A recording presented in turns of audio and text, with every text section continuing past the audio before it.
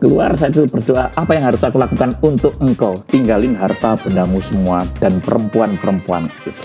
Wow. Wah, ini bukan Tuhan kalau gini.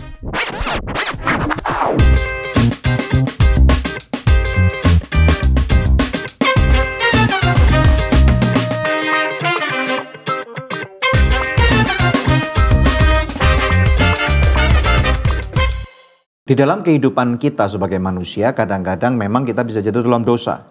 Tetapi apa jadinya kalau seseorang itu sudah terbiasa menggunakan narkoba, terus kemudian menjadi produsen narkoba, dan bahkan suka membunuh orang lain yang dia benci. Kalau kita melihat orang-orang seperti ini, kadang-kadang pasti kita berpikir orang-orang seperti ini tidak lagi ada harapan untuk menjadi orang yang baik. Namun demikian, kita tahu bahwa di Good News Program, kita akan selalu menyaksikan bagaimana Tuhan itu turut bekerja untuk mendatangkan kebaikan. Menjamah sebuah kehidupan yang seakan-akan tidak mungkin bisa dirubahkan.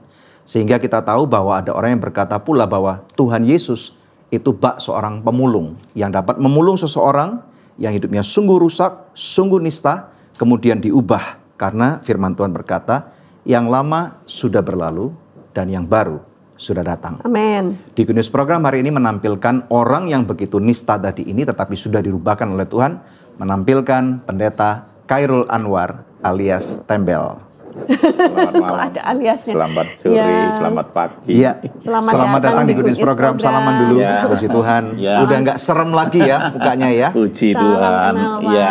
Ya, salam kenal. Puji Tuhan. Ketika Ya. saya melihat foto Bapak pertama kali yang rambutnya panjang itu ya. Gondrong. Iya. Ya, itu bukan cuman kayak model begal gitu. Ini. Tetapi apa ya, Serem sungguh menakutkan gitu. Ini bisa cerita nggak tentang kehidupan Bapak yang seperti ini? Bukan seperti begal. Dulu ya begal. Dulu Oh, yang memang begal. Memang begal. Dulu begal dulu ya. Aduh, bejat rusak. Kenakalan saya dari A sampai Z. Dosa dari saya itu A sampai Z. Semua sudah saya lakukan. Ya. Ya puji Tuhan oleh anugerah Tuhan Yesus yang tidak mungkin jadi mungkin itu ya. Tapi firman-Nya Tuhan kan keren ya.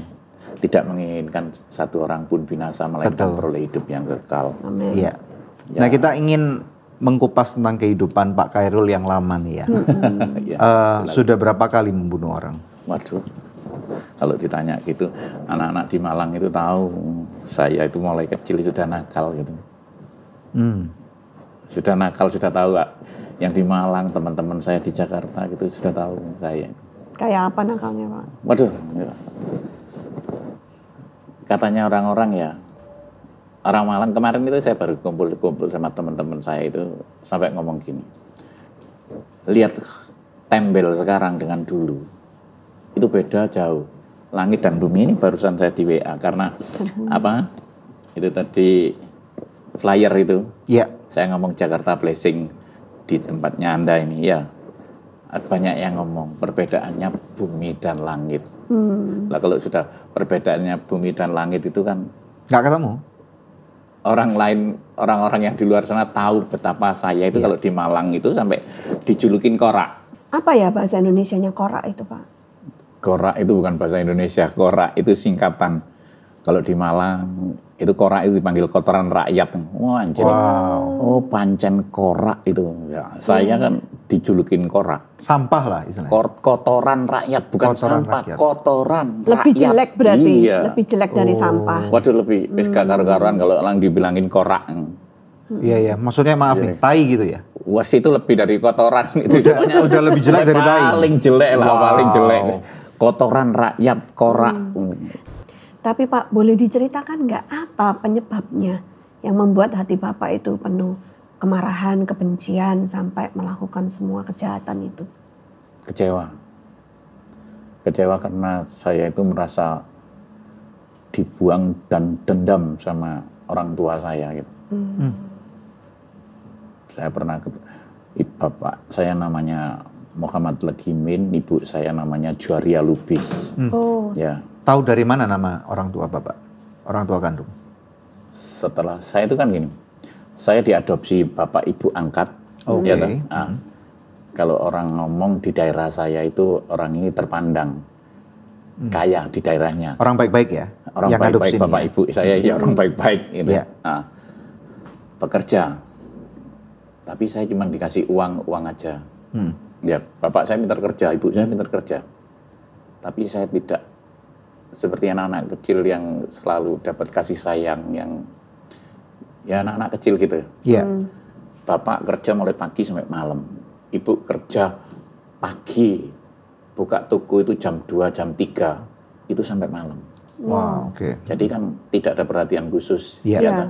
Nah, saya pernah diajak bapak saya kan penjual tembakau, kacang, pokoknya polowijen. Kalau orang ngomong polowijo. Suatu hari saya diajak bapak saya itu cari dedak, katul, gabah, Iya. beras gitu. Saya ditaruh di rumahnya seorang perempuan di situ kok. Kalungnya saya lihat orang itu kalungnya kayak kalungnya ibu saya, persis. Dan bapak masuk kamar, kok gak keluar-keluar dari kamar itu, saya ditinggal di luar. Saya waktu itu dikasih makan sop sama tahu tempe gitu. Bapakku kok gak keluar-keluar, terus saya tinggal, saya jalan-jalan, bapak keluar dari kamar, terus saya pulang cerita sama ibu. Bu, tadi bapak waktu nyari katul, gabah sama aku itu masuk rumahnya orang dan orangnya itu cantik. Di sini ada jerawate, saya ngomong gitu. Saya ngomong gitu. Umur berapa ini waktu itu? Ingat gak? SD itu, sudah SD. Ya kelas 5-an itu paling, kelas 5 ya. Oke, kemudian. Nah, terus habis gitu. Dan kalungnya itu persis kayak ibu, saya ngomong gitu. Bapak masuk kamar enggak keluar-keluar, saya cuman dikasih makan sop sama tahu tempe gitu. Terus. Lapor ini ceritanya. Madul. Iya, saya nggak tahu. Itu kan saya masih kecil ya. Masih kecil, iya. Iya. Kok kalungnya sama, Iya. liontinnya sama kayak ibu itu di daerah Jember sana loh. Ya. Nah, kan kita tinggal di Malang toh. Habis itu saya ditanyain sama ibu, orangnya begini. Udah saya jawab semua. Akhirnya bapak sama ibu tengkar. Tengkar, saya dipukulin. Sama bapak? Iya. Iya. Kalau mukulin itu dulu itu saya dipukulin bukan sama tangan, sabuk, rotan, sapu. Pokoknya yang ada apa ada itu saya dipukulin sampai di sini memar biru-biru. Terus sapu lidi itu sampai nancep-nancep di sini. Akhirnya saya itu lari di kampung, ketemu ibu-ibu atau mbak-mbak gitu loh ya. Iya. Saya nangis, saya lari. Loh, kenapa kamu kok seperti ini? Aku habis diajar bapak ibu. Itu memang kurang ajar katanya gitu. Itu memang bukan bapakmu, bukan ibumu itu. Bapakmu itu namanya Legimin tentara gitu. Ibumu namanya Juaria Lubis, orang Sumatera sana, orang Pemantang Siantar. Oh, jadi tahu. Dari situ saya langsung berhenti menangis. Dari situ langsung saya dendam. Awas, bentar lagi besar tak bunuh, tak cincang-cincang. Udah di otak saya untuk balas dendam. Itu langsung saya sekolah enggak naik 2 tahun. SD enggak naik 2 tahun, SMP enggak naik 2 tahun. Ya, maaf Pak. Ibu ini kok bisa tahu kalau Pak Khairul ini bukan anak kandungnya ataupun bahkan nama ayah kandung dan ibu kandung kok bisa tahu? Kalau di desa itu kan tahu semua ya. Saya kan tinggal di desa Mandulan. Jadi dari kota itu kalau sekarang 5 menit, kalau dulu naik dokar. Mungkin sudah pernah jadi omongan orang-orang di desa ini ya. Ya jelas kalau di desa itu kan iya. cuman beberapa kakak dulu itu. Iya. Iya. Dan hampir tidak ada rahasia berarti di desa ada rahasia. ya? Dan ibu saya yang namanya ibu angkat itu Ibu Yati sama Bapak Pairin ini memang tidak punya anak. Jadi kalau ada orang baru kan mesti ditanya siapa itu. Jadi diadopsinya umur berapa waktu itu? 8 bulan. Oh, masih 8 bulan. Jadi masih belum ngerti apa-apa ya? Saya sudah ditinggal. Nah, terus saya diceritain tetangga sana. kamu jangan ngomong ya, jangan ngomong ibumu, jangan ngomong bapakmu ya. Diceritain, banyak orang yang cerita kalau itu bukan bapak ibu saya. Oh, akhirnya banyak orang yang cerita. Banyak yang cerita gitu loh. Oke. Terus Akhirnya kemudian? saya itu sudah tidak betah di rumah itu, sering minggat-minggatan. Iya. Mau saya pingin jadi, saya latihan karate, latihan pokoknya bela diri lah. Untuk nanti saya bunuh, saya cincang-cincang, pokoknya dendam kesumat. Balas dendam. Balas dendam. Sama papa angkat ini, papa angkat. Bukan bapak angkat, enggak. Oh, sama- enggak, kalau sama bapak angkat sama ibu angkat enggak. Sama orang tua kandung. Iya, orang tua kandung. Kenapa aku dibuang? Karena saya dibuang itu, iya toh. Oh. Jadi kalau saya sering dipukulin bapak ibu saya yang angkat ini, saya nggak pernah marah karena saya yang nakal. Oh. Ya mungkin saya yang cerita itu salah, kamu sih nggak salah, kamu cerita. Udah aku ditinggal bapakku lama, gitu anak kecil Iya. ditinggal. Nah, lalu dengan ibu tadi yang nolong itu ada kisah sesuatu kah? Iya. Gimana? Dari situ orangnya itu baik, orang itu kerja jadi wanita nakal waktu itu, Oh, PSK. PSK. Iya. Saya dapat perhatian, dapat kasih sayang dari dia. Akhirnya sampai saya itu jatuh perjinahan sama dia. Karena begitu orangnya baik, saya itu kelas 5 SD, sudah ngerti dosa perjinahan saya sama dia. Umur kelas 5 SD itu Iya, berarti umur sekitar 10 tahun ya? Sudah 10-11 tahun? Dia sudah, Sudah maksudnya melakukan hubungan seksual iya, sama, dengan wanita iya. itu udah gede dong wanitanya, udah dewasa. Iya, dong, ya Mas? sudah tua lah, Oh, ibu-ibu lah. oh lah, diajarin gitu Pak. Iya diajarin. Nah, sampai ketahuan ibu saya ngomong gini, kamu itu tengkar rame itu, di kampung tengkar rame. Wow. Saya tetap milih orang itu. Wow. Berarti Bapak keluar dari rumah orang Iya. tua angkat. Iya keluar, tapi diambil gitu. Karena saya di rumah sudah tidak nyaman, itu merasa bukan rumah saya. Gitu. Terus kemudian apa yang terjadi? Ya hancur perasaan saya. Saya kepingin mati. Pokoknya sudah tidak ada tujuan. Jadi nggak tahulah. Pokoknya jadi orang paling nakal saya di rumah saya di Pandulan. Nakal. Kalau dia mengenakal, nakalnya nggak ketulungan sudah. Orang sana sampai bingung kalau sekarang saya ini seperti ini, itu mereka lihat hati saya itu hancur. Kadang-kadang kalau lihat anak-anak sama orang tuanya gitu, saya itu tak bunuh nanti. Punya rasa jealous, punya rasa enak kalian itu sama orang tuanya. Nggak suka ngeliat orang lain bahagia. Iya. Karena Bapak nggak merasakan kebahagiaan itu. Ya, karena waktu saya kalau diajar itu bukan diajar itu seperti anak-anak itu. Sampai saya itu minta tolong dia korden itu lepas semua, tolong nggak ada yang berani nolongin. Orang zaman dulu memang Iya, gitu ya. karena saya itu nakalnya minta ampun. Saya nggak bisa diatur, sampai orang-orang ngomong gini, kamu itu masih kecil nggak bisa diatur, Bu.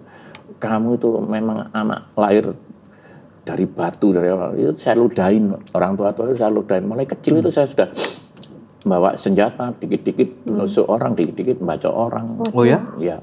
Aduh. Jadi saya pelampiasan kalau ada dangdut, ada apa kan di desa itu kan gitu, ada dangdut atau kuda lumping atau apa tontonan, itu yang bikin huru hara berantem tak bacokin saya. Wow. Jadi makanya sampai saya sekarang seperti ini, orang-orang itu bingung. Siapa yang bisa merubah seorang tembel seperti ini? Jadi akhirnya ya Yesus yang sanggup itu. Luar Hancur. biasa, puji Tuhan ya. Yesusku itu memang luar biasa. Ya. Loh, Pak, maaf, Bapak maksudnya jadi sejahat itu, tapi kok ya kepingin mati pada saat yang bersamaan. Kepingin matinya karena apa? Ya karena tidak ada harapan, saya nggak tahu hidup itu yang bagaimana. Kepingin mati itu, dan mati itu saya itu juga berpikir mati itu surga dan neraka itu ada apa enggak. Ya sudah, saya sudah nggak mau lihat orang-orang ini gitu. Tapi kadang-kadang saya itu sering, ya ini ceritanya orang-orang tua-tua dulu, kalau sudah pergi ke hutan atau apa gitu ya. Saya sering masuk hutan-hutan, saya sering nggak pulang tapi ya nggak nemukan apa-apa gitu. Jadi maksudnya Ya cari kedamaian lah. Khairul Anwar yang Biar damai masih sejahtera gitu loh. muda dan kecil itu bertumbuh nggak ada rasa takut gitu? Saya nggak ada takutnya. Nggak ada takut ya? Nggak ada takutnya. Siapa yang ditakutin? Cuman saya ditakutin itu ya karena didikan mbah saya gitu. Mbah saya kan kalau di Bandulan itu orang yang terpandang, cuman ya kamu takut sama Gusti Allah gitu aja. Ya. Tapi Gusti Allah yang gimana, saya juga tanya, yang Gusti Allah itu gambarnya, wujudnya bagaimana? Mbah saya ya pokoknya jat gitu, yaitu. Nah, kita sebagai masyarakat Indonesia kan adalah satu masyarakat yang beragama. Siapapun kita pasti pernah dengar lah, maksudnya bahwa kita harus berbuat baik, harus nggak boleh jahat, kan nanti ada hukuman, masuk neraka dan yang lain-lain. Apakah itu nggak berfungsi untuk? Tambah lama saya tidak ada takutnya. Semakin nggak takut? Semakin saya nggak takut karena saya itu sama teman-teman saya gini, maaf, dosa nggak benjol aja kok gitu, dosa nggak kok. Jadi nggak ada takutnya sudah. Maksudnya dosa nggak benjol itu gimana? Ya, saya nggak paham. kalau kita berbuat dosa hari ini langsung benjol. Jadi nggak ada dampak langsungnya. Konsekuensinya. Iya, jadi kita tambah sama teman-teman saya itu nggak ada takut-takutnya udah. Dan saya ketemu orang-orang yang bertumbuh itu juga hampir nasibnya itu sama. Jadi orang-orang yang nggak punya orang tua lah, istilahnya nggak berbapak, nggak beribu gitu. Jadi itu tambah lebih nekat lagi karena kita nggak punya tujuan. Wow. Iya. Kita nggak punya tujuan. Berarti masa remajanya Pak Khairul ini sangat keras banget ya? Amat sangat keras katanya orang-orang loh. Orang yang lihat.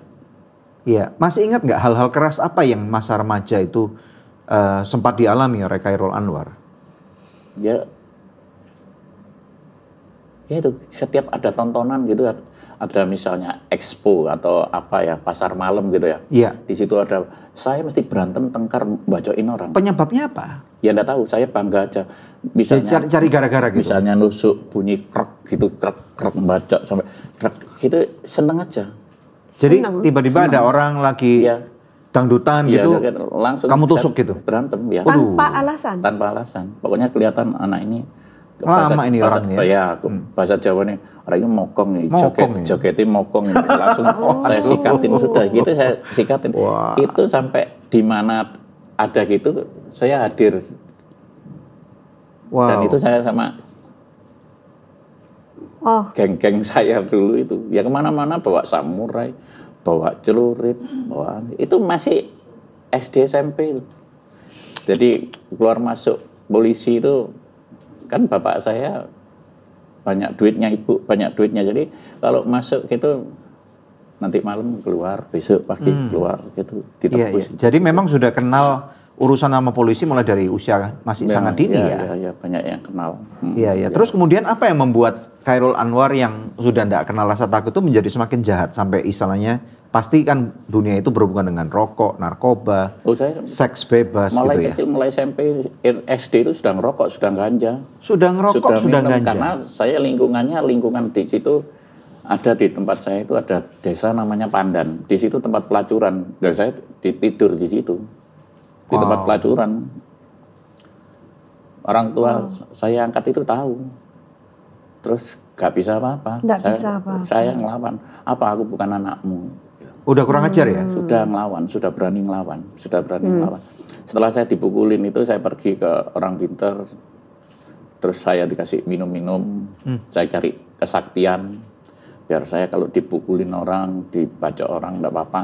Waktu itu saya pulang habis badan saya dapat isian, pulang dipukulin bapak saya, tak suruh milih, pukulin mana, gantian bapak saya pukul. Saya pokoknya sudah kurang ajar banget waktu itu. Oh, dan kesaktian itu didapat memang? Apa?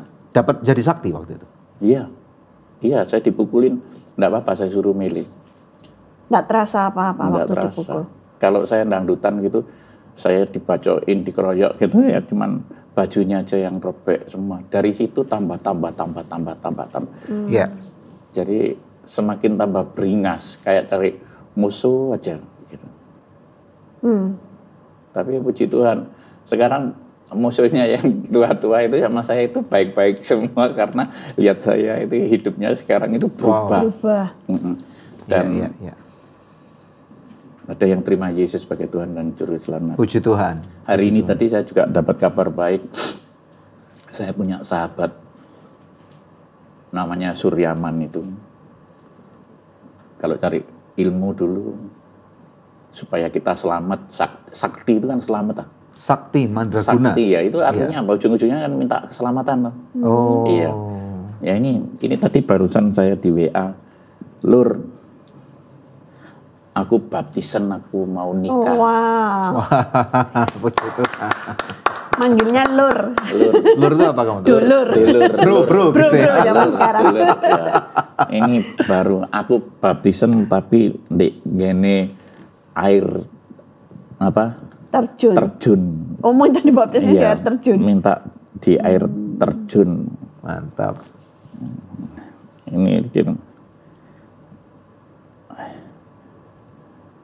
Ini wajahnya seperti saya dulu, gondrong kayak tadi itu, tatuan semua kemana-mana, bawa celurit segini.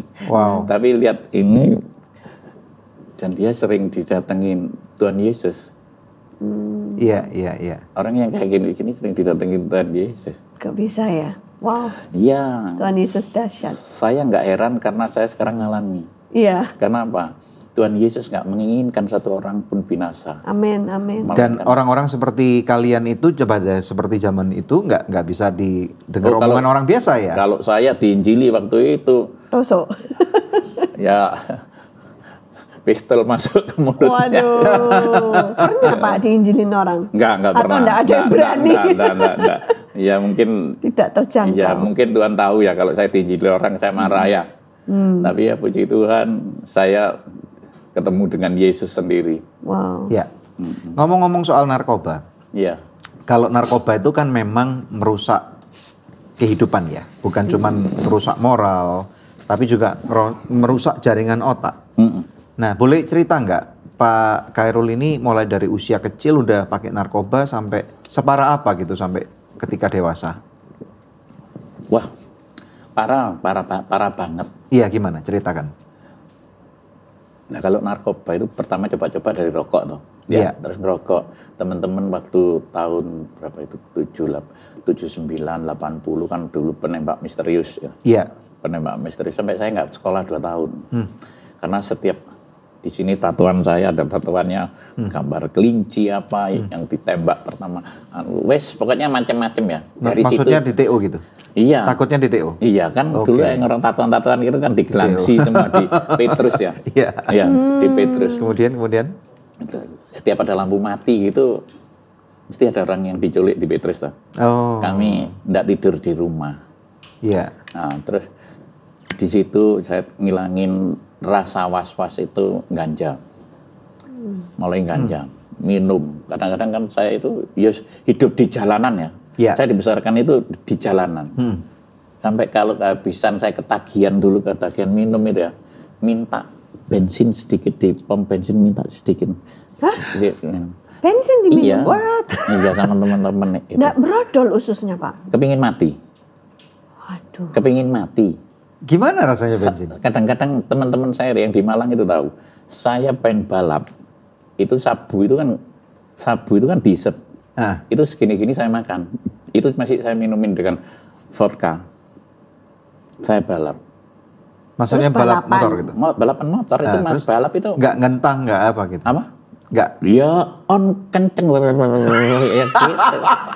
Ya sampai rombong-rombong bakso, gerobak bakso orang tabrakin semua. Iya. Wow. Sampai dulu kapol wheelnya itu tempel itu sampai berantem, pokoknya ada balap saya mesti berantem. Pokoknya saya yang bikin onar lah. Wow. Puas gitu. Oh gitu? Setelah itu Iya. merasa puas? Ya puas. Gitu. Kalau berantem itu puas rasanya gitu. Ini akibat nggak ada parenting yang baik ya dari orang tua. Iya, makanya parenting itu penting. Penting. Jadi sekarang saya itu ngerti. Saya didik anak saya pecat, nggak mungkin saya didik anak saya untuk pecat. Saya pembalap, nggak mungkin anak saya didik balap.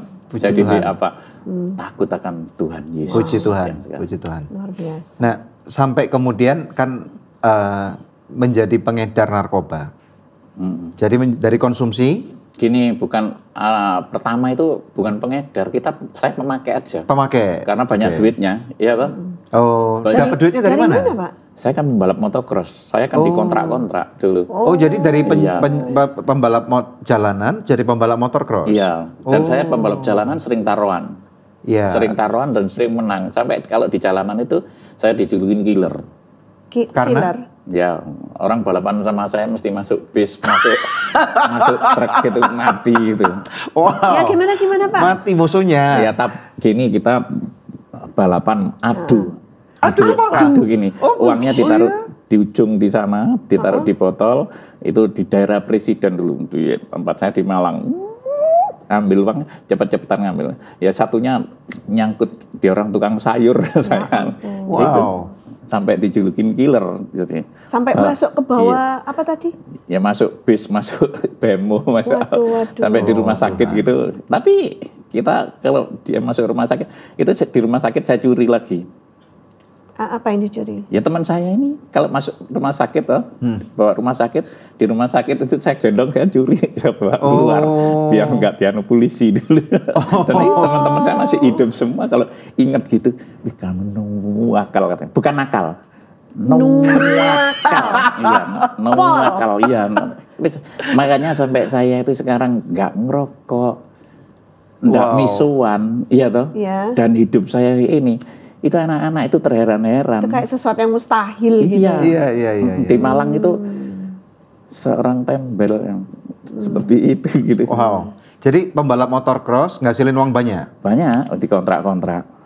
Iya. Waktu itu tahun berapa, Pak? Mulai saya tahun 80 sudah menangan. Boleh tahu nggak jumlah duitnya berapa kalau sekali menang? Wah, kalau tahun segitu tahun dulu segitu, uang itu? Ya 200, 100 kan itu banyak loh. Banyak, waktu itu 1 gram emas berapa Mas Ian ya? Masih 10.000 rupiah kali atau 10.000? Nggak tahu, saya nggak pernah beli emas. Saya beli ganja, beli apa? Iya. Beli apa? Tapi saya juga baca dari pre-interview Bapak katanya dari pemakai terus menjadi produsen. Pengedar dulu. Jadi naik level nih ya? Iya, terus habis itu di penjara kan anak-anak pinter-pinter toh. Bikin sendiri gitu. Nah apa sih di Indonesia enggak ditembak?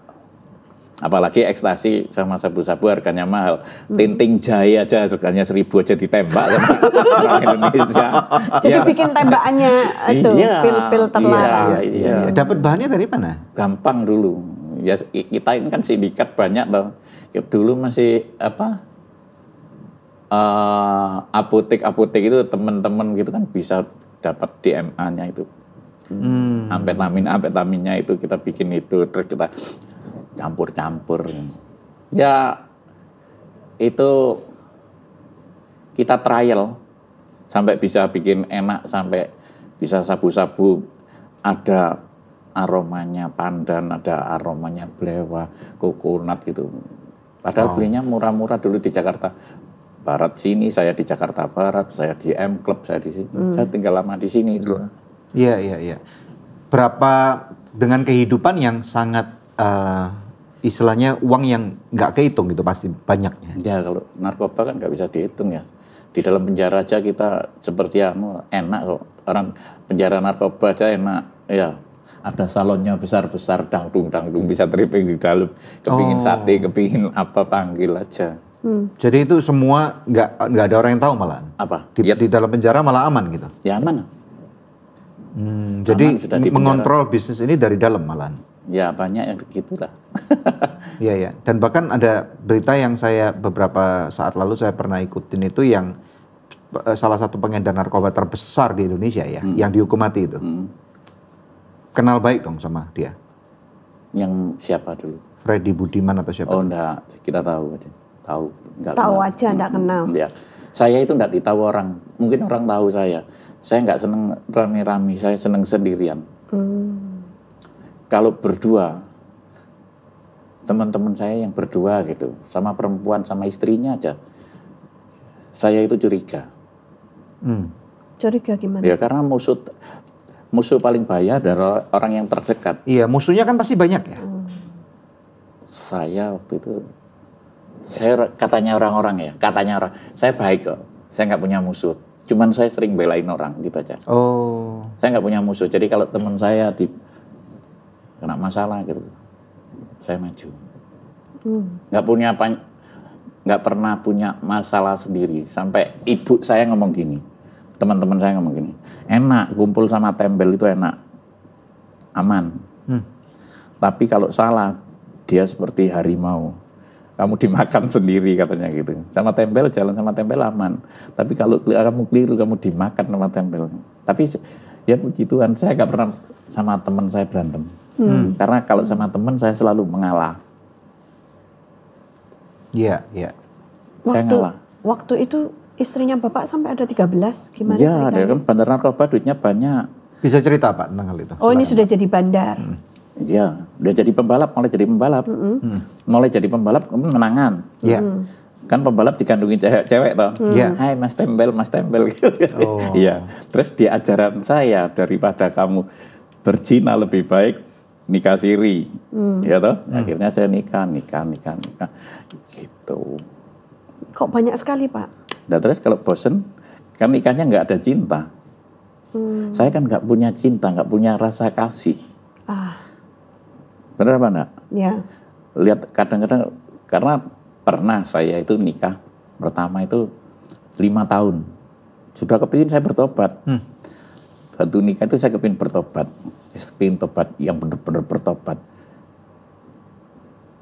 3 tahun saya bertobat, nggak ngerokok, nggak minum, nggak apa. Itu tiba-tiba saya diludahin orang. Ya saya pulang dari kerja diludahin. Ini yang namanya tembel gitu. Saya diem aja. Tapi sorenya nanti pas tahun baru, itu langsung saya tak cari kamu nanti. Itu balik kumat lagi. Saya sering tobat, kumat. Ya tobat yang lama ini, ya hari ini bersama Yesus itu. Puji Tuhan, puji Tuhan.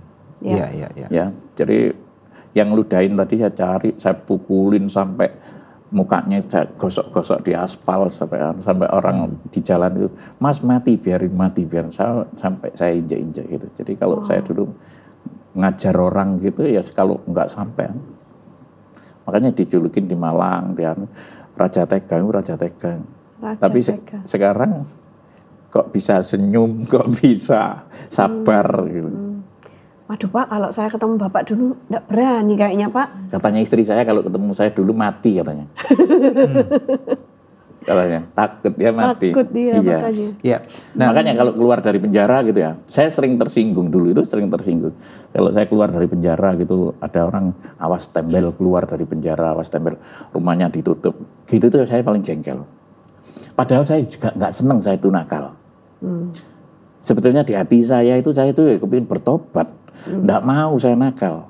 Kadang-kadang kalau ada suara panggilan gitu ya, iya toh, kalau saya masih dulu belum mengenal Yesus ada panggilan saya untuk sembahyang gitu, ya saya kadang-kadang sembahyang takut gitu loh. Ada yang ditakuti apa berarti pada waktu kalau dibilang takut tadi itu? Ya takut, ya ada takut dosa, ada takut mati, ke neraka atau surga. Kan dulu ya juga saya itu ada berarti takutnya. Ada yang gitu-gitu, tapi nggak takut sama orang. Kalau sama orang nggak ada takutnya saya. Maksudnya kalau sama orang, kalau sama keadaan mati-matilah gitu. Oh iya, kalau saya pernah mabuk waktu motocross. Istri saya tahu dan orang-orang tahu di daerah sana. Dikeroyok orang satu kampung saya. Dicelurit ini. Sudah diinjek dicelurit. Wah, gitu. Terus berantem sampai polisi nggak berani ngelarai. Berantem itu sampai jam-jaman itu, dikeroyok orang, diceluritin, celurit bajunya. Kayak di film-film. Iya kayak di film-film. Adik saya itu bawa mobil sama ini mobilnya tembel ini. Oh bukan, ini mobil saya, mobilnya mau dibakar, ini mobil adik saya kabur, ponakan saya kabur. Makanya orang, tapi di daerah itu sekarang ketemu saya sekarang shalom. Iya. Mantap. Karena lihat saya dulu di daerah itu, dulu daerah jarang, nggak ngerti sabu, nggak ngerti narkoba. Saya titipin. Jadi saya, ngerti gara-gara Pak Khairul. Enggak, tapi dia tidak doyan. Saya titipin berapa kilo sabu, berapa ekstasi. Dia enggak nyentuh sama sekali. Tapi ketika saya bertobat 2008, mereka jadi bandar gantian, terus ketangkep, terus sekarang bertobat. Oh. Tak giniin. Kasep, kamu nakali kasep. Terlambat nakalnya. Sekarang sudah bukan zamannya nakal, sekarang zamannya bertobat. Ya bilang gitu.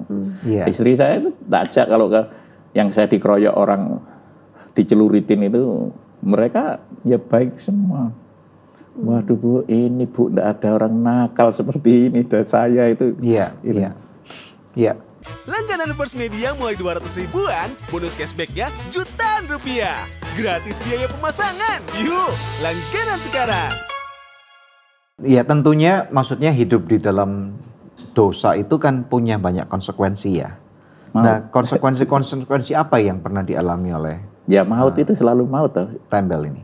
Ya, Jadi selalu ketakutan akan maut? Enggak.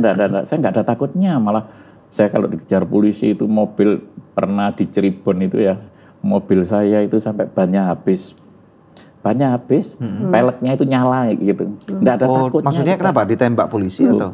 Ya enggak tahu, karena saya bawa narkoba. Apa sudah berarti sering berkali-kali jadi TO-nya polisi dong?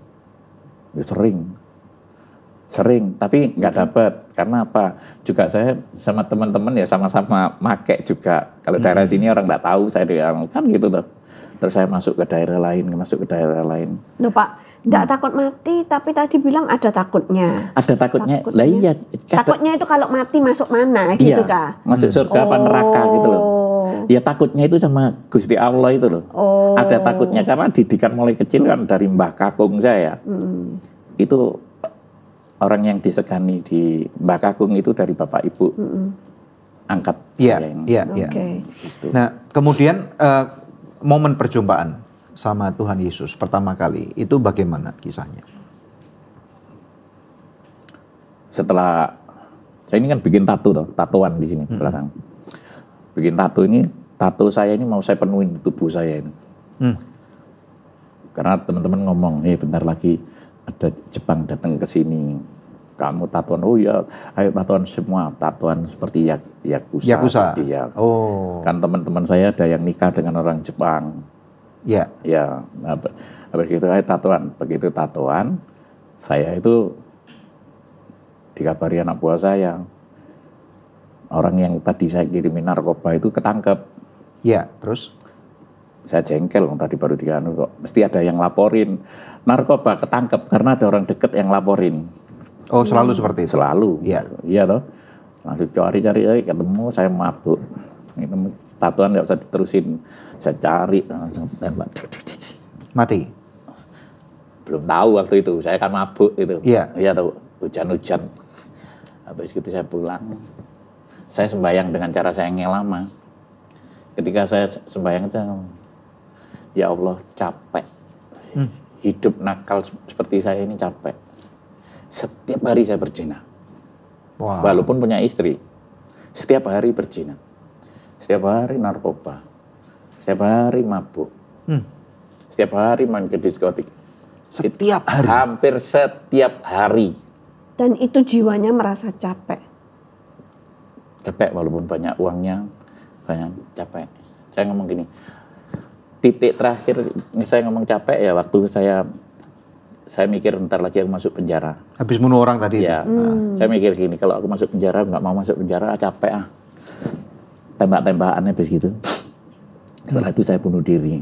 Waduh. Saya ngomong gini, bunuh diri, ya Allah, kamu itu ada apa enggak sih sebenarnya? Saya tanya gitu. Saya tanya dulu guru-guru saya, sejatine Gusti Allah itu siapa. Dan saya itu ya belajar sama teman saya ini Suryaman, terus banyak teman-teman saya itu cari guru untuk ketemu sejatine Gusti Allah sing gawe urip. Karena ini sosok misterius ya. Ya, Pencipta ya, kehidupan. pencipta langit dan bumi. Pencipta langit itu. dan bumi. Sampai saya itu belajar sama anak-anak itu nyari batu muncul, keris muncul, apa. Iya toh, itu untuk keselamatan semua toh. Iya. Ya, saya dulu kalau mau balap atau mau apa, itu banyak bawa keris, waris, pokoknya alat-alat saya banyak. Sampai orang ngomong di Jawa itu, di Malang itu ngomong, tembel itu ilmune tepung gelang. Apa itu artinya, Pak? Tepung gelang. Jadi apa yang saya itu sudah lengkap gitu loh. Tepung gelang-gelang itu ya. Kalau orang Jawa ngomong pepek lengkap boteane ya komplit. Nah, Ilmunya lengkap, komplit. Ya, gitu loh. Tapi di situ kan masih kita itu misteri takut Gusti Allah ini gimana toh? Ya. Terus habis itu saya, ya Allah, kamu itu ada apa enggak? Kalau ada itu bentukmu kayak apa? Kalau batu itu tak sembah batu, kalau uang tak sembah uang, kalau binatang tak sembah binatang, kalau pohon tak sembah pohon. Saya juga diajari kalau nyembah suatu benda kan itu enggak boleh. Ya, nyembah ini kan enggak boleh. Cuman Allah itu satu, ya toh? Yeah. Ya saya itu juga bingung. Waktu saya itu malam itu saya sembahyang dengan cara saya yang lama itu, saya ngomong, kamu itu ada ya Allah. Kalau ada itu bentukmu itu kayak apa sih? Kalau batu tak sembah batu, kalau uang tak sembah uang, kalau binatang tak sembah binatang, kalau pohon tak sembah pohon. Terus saya baca-baca. Gitu. Aku enggak mau aku di penjara. Aku berdosa seperti ini. Aku enggak mau seperti ini dosa setiap hari itu enggak mau. Capek loh. Capek. Dosa itu nakal itu capek. Capek banget. Kenakalan itu sudah saya ulang-ulang lagi. Sampai kadang-kadang malamnya besok apalagi yang Capek itu maksudnya secara fisik atau lelah. jiwanya? Jiwa. Tidak ada kedamaian. Tidak ada kedamaian, tidak ada damai sejahtera, tidak ada apa istirahat. ya? Duitnya banyak. Berapa banyak duitnya? Ya enggak tahu. Kalau narkoba itu kan kita nggak pernah ngitung, Bang. Dan nggak pernah saya masukin di bank. Berarti semua. kamar-kamarnya penuh dengan uang? Iya, kalau anak-anak, bos ini, ya taruh situ. Nggak pernah tak hitung. Kadang-kadang saya itu, anak-anak yang suruh bikin narkoba itu, murah-murah kok harganya waktu itu. Jadi bisnis Jualnya yang mahal. menguntungkan Iya. sekali? Iya. Di diskotik itu kan menguntungkan sekali. Di mana ada diskotik, saya di situ ada hidup. Saya nginep di hotel-hotel situ. Sebentar Pak, supaya tidak terkesan bahwa kita ini mempromosikan narkoba ya. Nah, Bapak sendiri tahu nggak dampak narkoba itu kalau sekarang pasti udah pernah mempelajari ya. Bapak bisa cerita nggak sebenarnya dampak narkoba itu yang murah itu ngerusak apanya gitu? Ya organ tubuh itu. Kira-kira apa yang rusak? Ya mulai ini. Pikiran kita ini error. Pikiran jadi error, paranoid, ketakutan terus ya. sakit-sakitan, terus jiwanya tidak tenang. Jaringan otak berarti ya. Jaringan otak. Berarti Tembel juga ngalamin itu? Enggak, puji Tuhan. Jadi saya itu makanya terheran-heran sama istri Berarti saya. ini kasus spesial ya? Iya. Oh, iya. Jadi gini, sama istri saya ngomong gini, istri kan seorang dokter loh. Iya. Sampai ngomong gini. Dan ketika saya tobat itu juga 1 bulan langsung saya donor. Sampai hari ini saya donor. Dan Bersih darahnya. Dan darahnya bersih. oh ya? Itu kan Wow. Wow. sampai hari ini, sampai 2 bulan sekali saya donor sekarang. Wow, puji Tuhan. Ya, jadi pemirsa sekalian kita mesti ngerti ya bahwa apa yang kami tampilkan ini bukan untuk mempromosikan kejahatan atau mempromosikan narkoba atau seks bebas, bukan. Tapi maksudnya kita ingin untuk supaya menunjukkan bahwa semestinya ini loh kehidupan seseorang yang lama ini seperti ini, dan kita pasti udah pernah mengetahui bahwa dampak narkoba itu merusak cara berpikir manusia, akhlaknya manusia, Rumah kemudian tangga. gambar dirinya, rumah tangganya, dan kemudian pekerjaannya, masa depannya hancur. Masa depannya hancur. Dan Rusak kemudian ginjal ini juga harusnya ya. merusak Semua organ tubuh ini. menemukan sesuatu yang semu ya. Jadi bisa dirasakan nggak? Maksudnya sesuatu yang semu itu rasanya seperti apa Pak? Yang Ya malam, dicari itu? misalnya sekarang narkoba sekarang, Iya. ya saya on kenceng gitu malam. Besok paginya setelah drop gitu, ya inget, ya enggak enak gitu. Supaya enak lagi, ngesut lagi. Jadi harus lebih tinggi lagi kadarnya. Lebih, Betul. Ya? Ketergantungannya terus nambah. Iya. Baik gitu. Jadi dengan melakukan semua yang gelap itu tidak ada kebahagiaan di hati Bapak. Tidak ada walaupun banyak duitnya. Tetap kosong. Kosong. Tidak ada kasih yang bisa dirasakan. Nggak bisa. Damai itu tidak Tidak ada. ada. Was-was terus. Was-was terus. Was-was Takut terus. dikhianati sama orang dekat. Nah, yaitu yang terutama yang itu. Kalau kita jadi bandar narkoba, selalu curiga sama orang, selalu was-was. Jadi selalu bawa senjata kemana-mana ya? Maksudnya Harus takut itu- digerebek polisi, Itu takut harus ditembak itu, orang. itu seperti istri, jadi nggak boleh sampai lepas ke kamar mandi kemana itu. Wow. Bahkan sama ini bodyguardnya pernah nggak percaya? Saya nggak pernah pakai bodyguard. Saya Tidak percaya orang. iya, saya nggak percaya sama Bahkan bodyguard aja nggak percaya. orang. Nggak percaya. Wow. Sampai Jadi seperti itu ya saya ketakutannya ya. Di sini cepet ngilang gitu. Sama istri yang 13 itu juga nggak percaya. Nggak percaya. Kalau tidur sama mereka juga bawa senjata. Ya pastinya. Wow. Karena lihat yang ketangkep itu sama siapa? Banyak kan sama perempuan toh. Jadi udah lengah ya. Apa? Sudah lengah. Mereka dalam kondisi lengah. Makanya sekarang ikut Yesus itu saya itu keren. Berjaga-jagalah dan berdoalah. Lihat murid Yesus saja 12 murid itu kamu gak bisa berjaga-jaga dan berdoa dalam 1 jam. Makanya jam saya ini saya cepetin 1 jam ya, saya jadi penjahat aja saya dilatih berjaga-jaga, apalagi Wow. pengikut Kristus. Iya toh. Sebab Keren. dia nanti datang seperti pencuri ya. Iya. Makanya saya ngomong gini di jam saya. Saya 1 jam tadi harus lebih baik dari 1 jam berikutnya. Wow. Berikutnya. Puji Tuhan. Untuk diperbarui dari Iya. hari ke hari. Kembali ke pertobatan. kisah itu, ya. Jadi perjumpaan dengan Yesusnya akhirnya bagaimana? Ya, ketika saya sembahyang dengan cara yang lama itu, saya ngomong gini, kalau memang kamu ada dan surga neraka itu ada, tolong kamu tak sembah dan aku mau menjadi pengikutmu. Gitu. Terus saya dibawa ke alam lain kan. Kan biasa dulu kalau orang ilmu-ilmu gitu kayak dibawa hilang gitu ya. Langsung Pak ini. Ya itu kayak saya itu di atas bukit itu banyak orang pakai jubah putih. Di atas puncak itu saya dipanggil, ikutlah aku. Jadi di alam roh ini ya? Ya, Ikutlah aku. Oke. Langsung saya itu berdiri loh. Kamu itu kan Tuhannya orang Kristen ya ngomong gitu. Saya tahu itu Yesus. Kok bisa tahu Yesus? Karena saya sekolahnya pindah 7 kali. Pernah sekolah Kristen? Pernah sekolah Kristen, terakhir saya sekolah Petra. Karena apa? Sekolah di sini keluarin, sekolah di sini keluarin, berantem. Pokoknya saya 1 bulan pindah sekolah, 2 bulan pindah sekolah. Wow. Terus kemudian Tuhannya orang Kristen. Gitu. Saya, kamu kan Tuhannya orang Kristen. Saya tahu kalau waktu Natal di sekolahan saya SMP, SMA Kristen Petra itu, kalau Natal saya ada drama Natal, saya jadi orang Majus. Perannya orang Majus, Iya, iya, punya sarung kan, Iya, jadi iya, iya. orang Majus. Tapi enggak bawa celurit kan? Enggak. Kalau Bawa sekolah emas kemenyan dan Iya, mul. iya.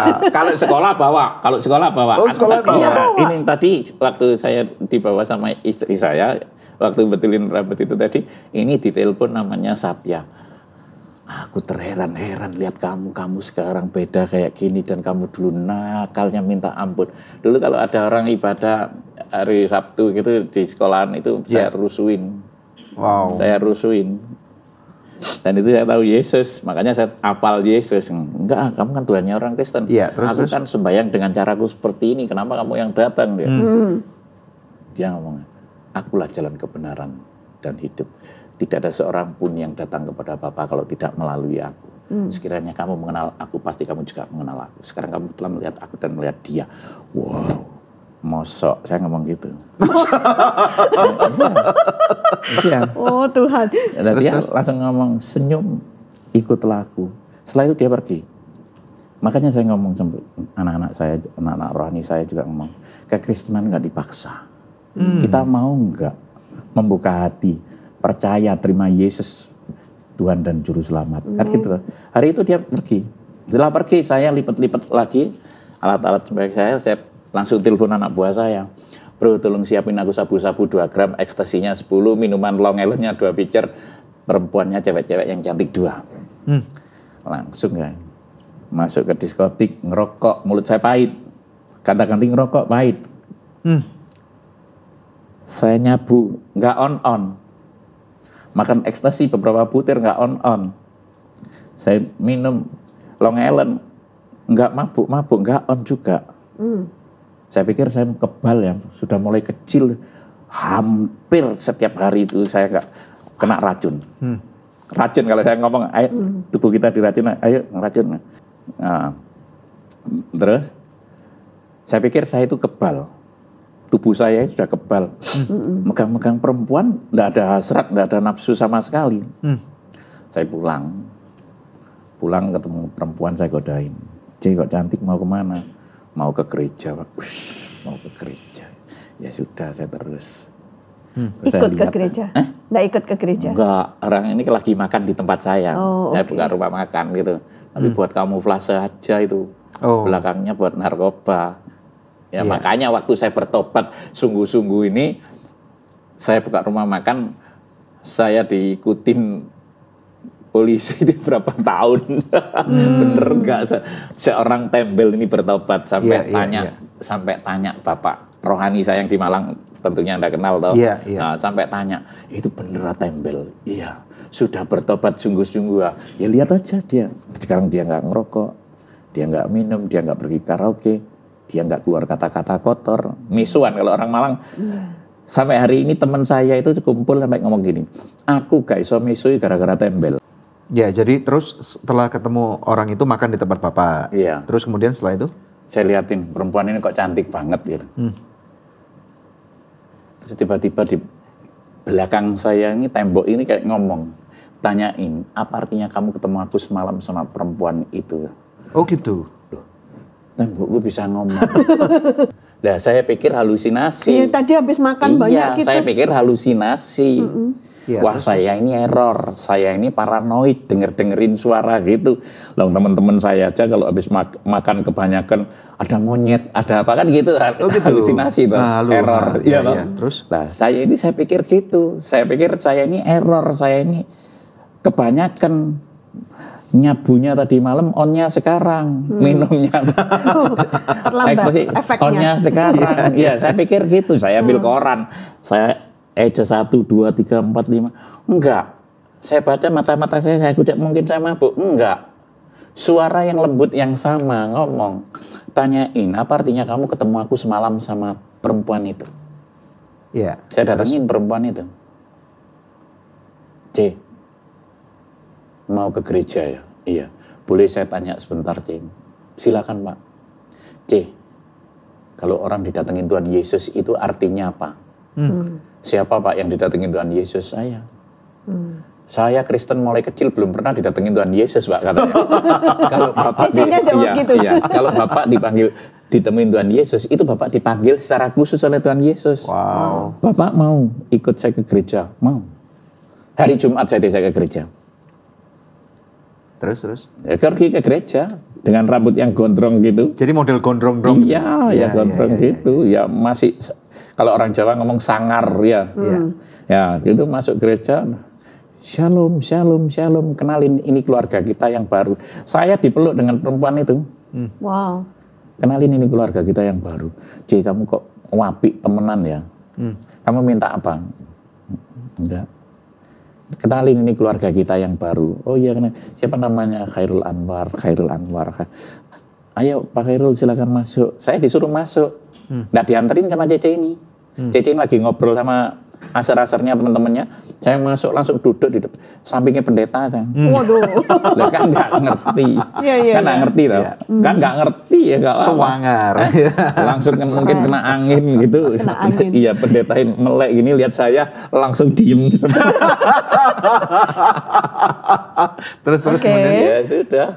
Langsung saya diem. Ada puji-pujiannya. "Bapa, sentuh hatiku, ubah hidupku menjadi yang baru." Tanpa terasa air mata saya itu netes. Wow. Karena apa? Manggil Bapak. Saya kan Nggak punya rindu. apa-apa. Anak yatim? Iya, rindu figur seorang Bapak. Wow. Iya toh. Saya nangis. enak ya orang Kristen kalau manggil Tuhannya Bapa. Ubah hidupku kan ya. Bapa, aku mau punya Bapa yang sepertimu. Wow. Bapa, aku mau hati yang seperti itu kau ubahkan. Sudah capek, jadi saya itu pas klik nemu lagu Bapa Sentuh Hatiku. Sampai pulang itu saya bisa hafal lagunya. Wow. Dan firmannya itu yang disampaikan malam hari itu 1 Korintus 3:16 dan 17 itu ya saya hafal. Tidak tahukah kamu bahwa kamu adalah bait Allah dan bahwa Roh Allah diam di dalam kamu. Iki bait Allah. Wow. Kalau gitu aku tatoan salah. Aku ngerokok salah. Ini langsung kayak komunikasi salah dan benar. Jadi kehidupan saya mulai kelas 5 SD sampai malam hari itu tidak ada yang benar. Semua salah. Ini hati nuraninya Bapak bicara, atau Roh Kudus bicara. Ini kayak saya ngomong kan orang dulu itu kalau orang kayak saya gini ya, kalau semedi apa gitu kan ngomong ya. Jadi saya jelaskan. Karena Bapak sudah mengenal dunia roh. Iya. Jadi dunia roh bukan sesuatu yang aneh. Ya, bukan begitu. sesuatu yang asing. Lebih sensitif secara roh. Jadi memang sudah sinyalnya mengerti. Ya, frekuensinya itu. Jadi jadi minimal dalam dunia roh sudah sefrekuensi. Ya. Tetapi sekarang menemukan Roh Kudus yang sebenar-benarnya, bukan kepalsuan, bukan yang palsu-palsu itu. Terus gimana malam itu Pak? Enak ya. Saya ngomong gitu. Berarti aku ini bait Allah. Bukan bait Allah itu yang di sana, bukan kamu ini bait Allah. Wow. Terus kalau aku yang bunuh itu kamu yang bunuh itu bait Allah. Yang saya perkosa itu bait Allah. Yang saya pukulin itu bait Allah. Semua bait Allah, kita ini semua bait Allah. Terus aku dibinasakan kayak gitu. Kalau kamu merusak bait Allah, kamu akan aku binasakan. Kan gitu toh. Saya tambah nangis. Terserah saya nangis, air mata saya duduk di sini. Ini di gereja karpet, ya? Iya, di gereja. Iya. Langsung saya nangis. Tuhan, aku ini bait Allah ya. Ngerokok salah, narkoba salah, minum salah. Pokoknya semua salah. Yang benar bagaimana? Ikutlah aku. Gimana caranya ikut engkau Tuhan, saya bilang. Gimana caranya ikut engkau? Terserah di doa, selesai khotbah itu saya masih nangis, nggak tahu selesainya bagaimana. Saya itu masih kayak di alam lain gitu. Terus habis gitu, saya didoakan hamba Tuhan. Namanya Pak Acong. Didoakan hamba Tuhan Pak Acong. Ini hamba Tuhan ini didorong Roh Kudus untuk mendoakan saya dan dia ngomong gini, takut mau doakan saya ini. Karena badan saya besar, didoakan selesai ibadah, didoakan itu doanya itu pas seperti keinginan saya. Saya kepingin tobat yang benar-benar tobat, yaitu tobat nasuha. Yang menyerahkan hidupnya total untuk Tuhan. Sudah nggak memikirkan dunia lagi. Dan itu langsung saya ingat gini, guru saya ngomong gini, ilmu banyak yang aku turunkan ke kamu. Ya toh? Kamu minta ini sudah tak kasih. Nanti kalau kamu umur 40-an lebih, kamu nanti nemukan gurumu sejati. Kalau nemukan gurumu sejati, kamu minta ilmu selamat dunia akhirat. Sudah dinubuatkan. Ya. Wow. Ilmu selamat dunia akhirat, yaitu minta ilmu manunggaling kawula Gusti. Manunggal bersama Tuhan. Iya. Manunggal. Gak taunya saya baca firman itu terjadi di Yohanes 15. Tinggallah kamu di dalam aku di dalam kamu. Di luar aku kamu tidak bisa berbuat apa-apa. Dan kita menjadi satu bersama-sama di dalam Bapa. Manunggaling kawula. Ini ilmu selamat dunia akhirat. Ya, makanya itu sekarang jadi pijakan saya, pondasi saya jadi orang Kristen. Makanya saya gak mau jadi orang Kristen biasa-biasa, saya mau jadi orang Kristen yang luar biasa. Karena Yesusku itu luar biasa. Amin. Ya, pondasi pijakan saya. Sekarang perintah agung dan amanat agung. Perintahnya apa? Yaitu tadi, tinggallah kamu di dalam aku. Di luar aku kamu tidak bisa berbuat apa-apa. Amanat agung, pergi jadikanlah semua bangsa muridku. Iya toh? Amin. Yes. Makanya sekarang saya sama istri saya terus mumpung ada kesempatan. Iya.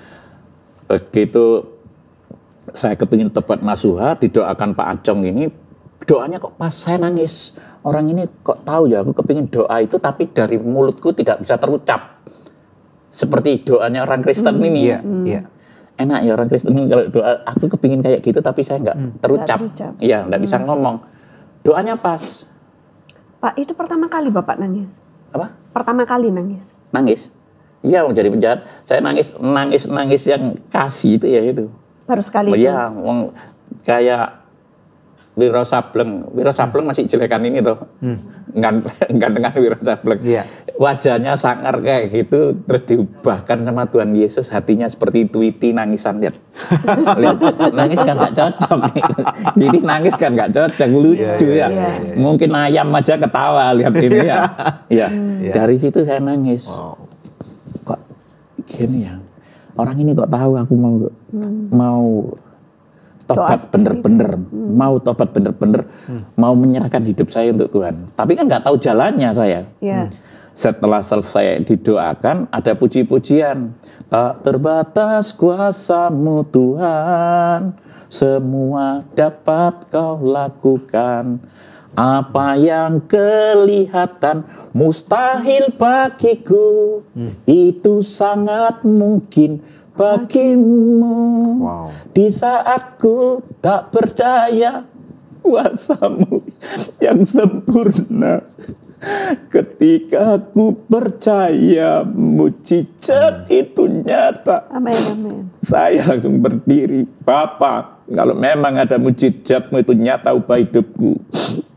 Mulai dari hal yang sepele, ngerokok, keluar kata-kata kotor, berzina, narkoba, ke diskotik, ke karaoke, malam saya pakai siang, siang saya pakai malam, capek.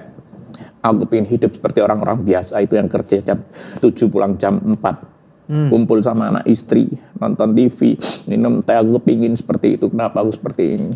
Dan satu lagi permintaanku, kalau memang mujizat-Mu itu ada, gimana caranya aku gak masuk penjara, aku bisa bunuh orang. Iya, tadi yang ditembak itu ya. Aku mau menjadi pengikut-Mu. Saya selesai itu, saya pulang. Ketika saya pulang, saya ditelepon seorang, kamu di mana? Saya lagi di sini ya. Cepat kamu balik. Kenapa orang yang kamu bunuh tadi malam nggak mati? Cuman mobilnya aja, kamu nembakin mobilnya aja, orangnya nggak mati. Saya langsung ngomong, puji Tuhan, haleluya. Lu kok puji Tuhan, haleluya? Ayo didatengin lagi, ditembak lagi. Saya nggak mau. Temennya masih bandel. Saya nggak mau. Teman-teman saya masih bandel semua. Kalau belum sampai mati, kita berarti misi belum selesai. Misi belum selesai. Iya. Ya karena pengkhianat loh. Makanya saya itu paling benci dulu itu, khianati itu, gitu. Iya. Nah, terus, ayo datengin dibunuh lagi. Saya ngomong, enggak maksud saya matiin. Saya ngomong sama perempuan ini, C, orang yang aku bunuh tadi malam itu enggak mati, C. Cuman mobilnya aja lobang. Mungkin aku mabuk, C, kebanyakan mabuk. Cecenya enggak kaget apa? Apa? Sudah Cece. biasa kayaknya.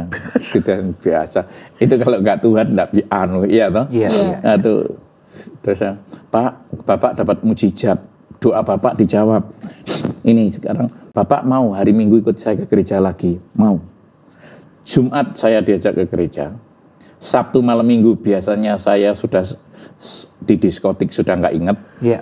Mabuk, main perempuan, pokoknya bikin dosa. Sampai Senin gitu biasanya saya pulang. Wow. Itu. Saya nggak kemana-mana hari Sabtu itu.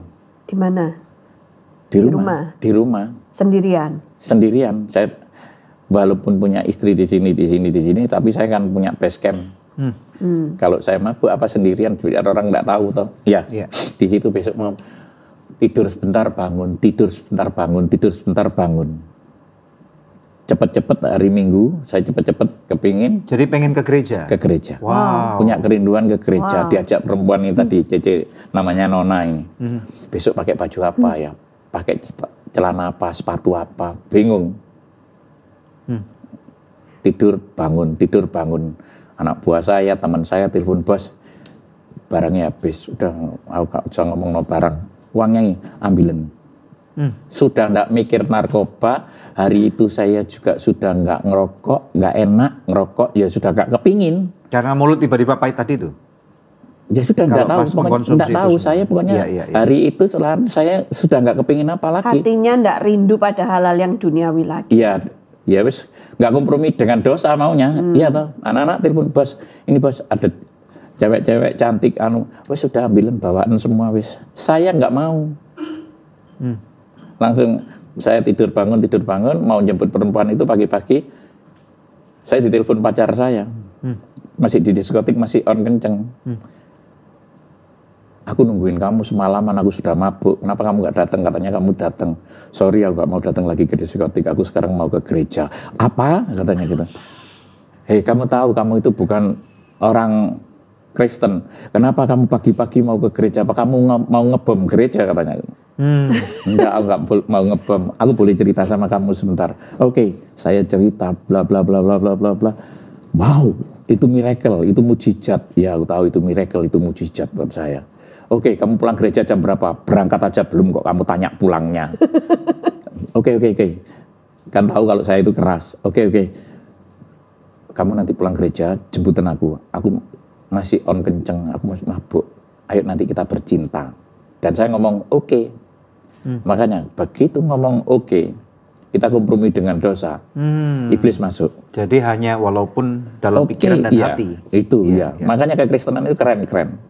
Saya pelajari itu, saya kaji, mengaji kekristenan itu keren.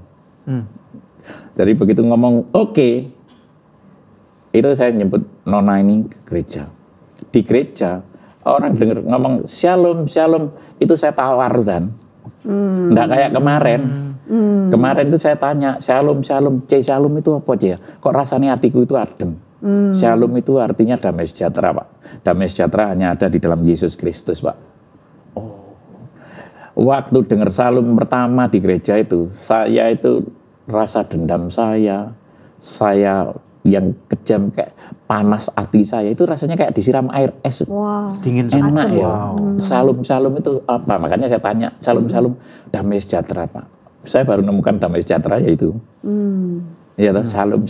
Jadi tidak ada lupa rasa dendam apa kok enak gitu. Saya tidak pernah menemukan itu. Tapi pas hari Minggunya enggak? Hari Minggu salam biasa tawar. Pak, ayo selamat datang. Ya Bu, ya silakan duduk di depan lagi, nggak berani. Kalau orang berdosa nggak berani duduk di depan. Kan kemarin kepingin bertobat sungguh-sungguh. Iya. Makanya begini ya, saya kaji, saya belajar lagi. Orang Kristen, kalau nggak ada masalah, kalau di zona nyaman, itu enak-enak sembarangan. Tapi kalau dia diproses, ya kayak saya ini kan diproses toh, ya datang kepada Tuhan, keren Tuhan itu mau. Iya, tapi kalau sudah hidupnya enak-enakan kadang-kadang terlena gitu. Ya ini saya itu ngomong shalom Pak, ayo duduk di depan. Saya ngomong nggak mau, saya di belakang. Karena apa? Saya berdosa. Di otak saya kepingin cepat-cepat pulang, kepingin ketemu perempuan ini, wah ini cantik, ini gini. Sudah otaknya sudah kotor wis. Akhirnya pujian, penyembahan, firman saya gak dapat apa-apa. Pak Gembalanya naik ke atas mimbar, ayo kita terima berkat, angkat tanganmu. Saya gak angkat tangan, saya lipat tangan. Di dalam hati saya ngomong gini, ayo Pak Pendeta jangan lama-lama, kalau doa aku ditunggu pacarku, sebentar lagi aku mau bercinta. Sudah bayangan saya itu bercinta sama pacar saya. Pak Pendetanya gak jadi doa berkat, mic-nya ditaruh, nyamperin saya duduk di belakang. Pak? Serius. Wow. Langsung saya pikir kotak-kotak, saya pikir itu polisi. Saya ngambil senjata saya, ini polisi. Loh.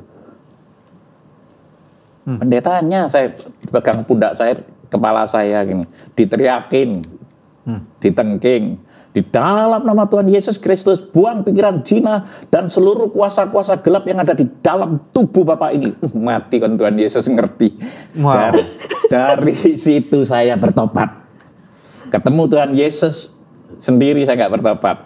Saya dapat mujizat, saya nggak bertobat. Begitu Tuhan Yesus baca hati saya kepingin berzina ketemu pacar saya. Dari itu saya bertobat. Wow. Makanya kekristenan itu lihat hati, bukan lihat apa ya. Waktu ditengking apa yang terjadi Pak? Apa enggak? Ya saya cuman saya ngomong gini, mati kan Tuhan Yesus ngerti. Cuman ngomong gitu, mati kan Tuhan Yesus ngerti ini. Langsung dari situ langsung selesai ibadah, pendetanya saya samperin. Pak Pendeta, kenalin nama saya Khairul Anwar, saya dipanggil Tembel Etan, saya dipanggil Tembel Arema, saya ditap ini Ilung, saya memang bejatnya orang bejat, nakalnya orang nakal, rusaknya orang rusak. Bener kalau tubuh-tubuh saya ini banyak isi-isinya, bener. Dan bener kalau tadi itu saya kepingin cepat-cepat pulang, saya mau ketemu pacar saya mau berzina, bener. Hari ini mau saya tinggalin semua, saya mau bertobat, saya mau percaya Yesus adalah Tuhan dan Juru Selamat, hari ini saya mau dibaptis. Gak mau pendetanya. Karena? Ya ada pengajaran toh. Oh. Ada pengajaran pembekalan gitu. Iya. Saya ngomong berapa lama? Ya paling lama 1 bulan 2 minggu Pak. Saya ini penjahat, enggak sempat saya tunjukin, enggak sempat saya ini belajar gitu bisa ditangkap nanti gitu. Akhirnya Minggu 29 Juni 2008 saya bertobat, percaya Yesus adalah Tuhan dan Juru Selamat, lalu saya dibaptis. Wow, puji Tuhan. Yesusku itu dahsyat. Satu orang bertobat, malaikat di surga bersorak-sorai. Haleluya, bukan haleluya lagi. Gitu. Iya, Pak, mantap. Iya. Tapi pernah didoakan pelepasan? Gini, setelah saya dibaptis itu, makanya gini, kunci baptisan itu dari diri kita sendiri. Ya toh? Bertobatlah, kerajaan Allah sudah dekat. Dan berilah dirimu dibaptis. Iya. Makanya orang dibaptis itu kunci dari kekristenan. Ini banyak tamu-tamu saya yang datang ke rumah ya. Itu banyak, Pak saya sudah dibaptis. Baptismu kenapa? Karena nikah Pak. Karena umur Pak. Oh, karena bukan pertobatan. Nah, itu di Alkitab saya enggak ada. Mesti pertobatan. Berilah dirimu dibaptis, bertobatlah. Ya. Ya. Makanya kekristenan yang benar, bertobatlah, percaya, mengaku Yesus adalah, lalu dibaptis. Betul. Nah, ini yang saya alami. Ketika saya mau, nah ini mau, kuncinya mau. Hati saya mau untuk dibaptis. Begitu saya dibaptis, bangun, keluar dari air, itu tubuh saya kayak kapas. Oh, langsung lepas semua. Lepas itu, semua dan saya itu Seharusnya memang demikian. Iya. Lahir baru itu yang saya rasakan ini. Wow. Begitu lahir baru, kan nangis ya. Itu nangis. Saya tanya sama pendetanya, Pak Pendeta, saya ini siapa? Dinolkan. Iya, saya ini siapa? Lahir baru kan gitu toh? Iya. Saya ini siapa? Khairul Anwar. Lupa, langsung itu ingat. Lupa, saya ini kan sudah jadi orang Kristen, sudah menjadi pengikut Kristus. Ya. Saya kan sudah dibaptis. Mbok nama saya diganti. Diganti siapa? Markus, Matius yang ada us-usnya gitu loh yang agak keren. Masa ada namanya orang Kristen Khairul Anwar? Ada apa enggak? Ada dong. Ada lah ya. Karena bagi dia tidak ada yang mustahil. Ya boleh tepuk tangan buat Tuhan Yesus. Gitu. Ya. Dia setelah lepas itu saya itu keluar enteng, tubuh saya itu enteng. Dulu itu setiap saya dapat sesuatu yang baru mesti dicoba ujian, itu dikeroyok, mobil tabrakan sampai lengket, tapi ya tetap hidup. Wow. Dan kepingin mati tabrakan, ya nggak mati-mati. Kalau iblis menginginkan kematian saya, tapi Bapakku di surga menginginkan saya hidup kekal bersama Puji Dia. Tuhan. Ya, makanya kekristenan itu kan keren itu. Nah, begitu saya keluar itu saya ngomong, suruh ganti namanya. Jangan Pak, Bapak namanya nggak boleh diganti katanya. Bapak mau dipakai Tuhan. Saya pikir saya nggak ngerti dipakai Tuhannya apa. Pak, Bapak berdoa dulu. Saya berdoa. Tuhan Yesus, makasih ya. Hari ini aku sudah bertobat. Percaya bahwa Yesus, Engkau adalah Tuhan dan Juru Selamatku. Terus aku sudah dibaptis. Setelah dibaptis, apa yang harus aku lakukan untuk Engkau? Orang setelah dibaptis itu memikirkan perkara-perkara di atas. Betul. Makanya saya itu setelah dibaptis dengan air, dibaptis dengan roh dan api. Iya. Betul. Nah, makanya kekristenan itu keren. Kekristenan itu keren. Ketika saya kaji benar-benar saya jatuh cinta sama Tuhan Yesus. Bukan cinta, jatuh cinta. Jadi begitu saya keluar, saya dulu berdoa, apa yang harus aku lakukan untuk Engkau? Sudah nggak mikirkan duniawi lagi. Sudah nggak kepingin apa-apa. Ya karena sudah merasakan semuanya kan. Semuanya sudah saya rasakan. Di telinga saya ini audible. Tinggalin harta bendamu semua dan perempuan-perempuan itu. Wow. Wah ini bukan Tuhan kalau gini. Enggak, enggak. Ini bukan Tuhan. Saya diem, enggak ngomong sama pendeta itu. Sudah doa. Sudah saya cepet-cepet ganti, saya langsung pulang. Saya renungkan. Hartanya banyak. Apa? Hartanya banyak. Ya narkoba, ya saya mulai kecil nggak punya siapa-siapa. Ya. Karena jaminan keamanannya ya duit itu ya. Apanya? Jaminan keamanannya Khairul Anwar kan itu. Ya bukan keamanan, saya ya hidup karena itu. Bener apa enggak? Hidup Bukan karena keamanan. Ya, Kalau aman gitu, yang dimaksud aman itu bagaimana ngomong? Saya aman wis kemana-mana, aman berani kan, aman toh ya. Tapi saya kepingin apa kan bisa, kepingin apa kan bisa, kepingin apa bisa, semuanya bisa. Hari ini suruh ninggalin, enggak. Mau di luar sana itu orang bingung repot cari duit, enggak, ini bukan Tuhan, enggak. Beberapa hari saya renungkan, itu sudah enggak ngerokok, sudah enggak minum, sudah enggak kepingin perempuan, pergi ke diskotik, sudah enggak. Saya telepon teman-teman saya, Teguh, apa? Aku sekarang melu Yesus, aku sekarang dibaptis, aku njaluk lagu-lagu ini lagu Kristen gitu. Sampai itu macem-macem, karena dia tahu saya bukan orang Kristen. Sama macem-macem. Teguh ini teman saya, bandar narkoba tapi orang Kristen. Gimana bandar narkoba orang Kristen? Terus banyak sekarang itu di penjara-penjara kan teman saya banyak. Ya begitu saya mintain lagu itu, ditinggal saya itu. Saya setel CD itu. Lagunya apa? King Kong badannya besar, tapi kakinya pendek. Sekolah minggu. Saya kan nggak ngerti itu sekolah minggu. Ya, langsung saya telepon, kamu kurang ajar, kamu tak patahin, kamu kurang ajar. Masa lagunya orang Kristen King Kong. Loh itu lagunya orang Kristen mas.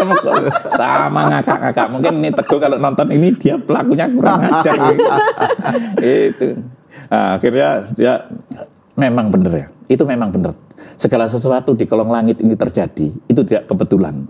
Semua sudah diatur oleh Tuhan Yesus. Itu sistematis. Terarah. Ya, buktinya apa?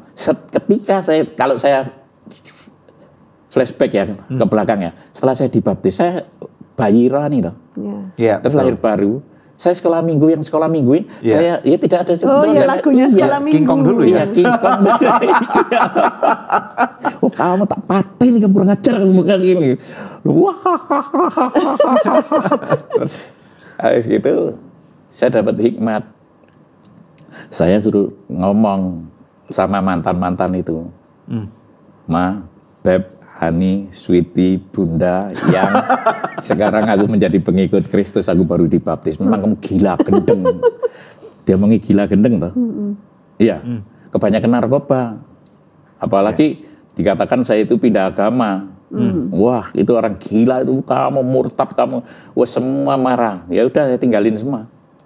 Tinggal saya bawa baju satu, celana satu yang nempel di baju saya ini, terus saya minta namanya Iwan. Teman saya, Wan, minta uangnya 100.000 rupiah. Buat apa? Anterin aku. Tuhan ngomong gini, tinggalin harta bendamu semua dan kamu pergi ke Kota Malang. Kota Malang itu kota yang saya benci. Karena saya dibesarkan di situ dan keadaan seperti itu. Hidup saya di Jakarta. Trauma masa lalu. Berarti waktu itu bertobat di Jakarta? Enggak, di luar pulau. Saya tinggal di Jakarta, di Bali, di mana, Batam. Saya keliling, ya toh. Kan bandar narkoba nggak netap. Nah, terus nggak enak Malang, masih nggak Tuhan, jangan di Malang, aku lainnya aja. Tetap Tuhan suruh ke Malang. Saya pamiti, saya tinggal semua.